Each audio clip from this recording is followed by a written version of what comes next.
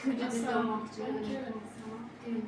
Kredit olmoqchi edim. Qanaqa kredit olmoqchisiz? Necha foizli kreditlar bor? Ishlaysizmi?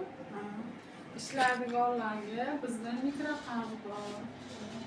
27% dan 30%gacha. Agar ishlamaydiganlar bo'lsa, imtiyozli kreditlarimiz bor. Mahalladan hokim yordamchini tavsiyasi asosida beriladi. U tikuvchilik, chorvachilik, issiqxona, parrandachilik, qishloq xo'jaligi asbob-uskunalari sotib olish, shu kabi yo'nalishlarga beramiz. 17,5% dan 33 milliongacha. O'zingiz band qilasiz. Necha yilga berasiz? 4 yilga. Issiqxona 7 yilga, 3 yil imtiyozli davri bilan 7 yilga beramiz. Qolgan yo'nalishlarimizga 1 yil imtiyozli davri, keyin qolgan 3 yili asosiy tanasi.